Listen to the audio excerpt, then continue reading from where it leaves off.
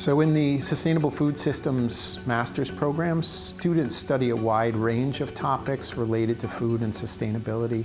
And we're training thinkers that are able to integrate information about food systems topics and ideas, and to be able to think more deeply about what a food system is and how we might be able to make change. One of the things that we see within food systems is the discipline is quickly changing and emerging and defining itself.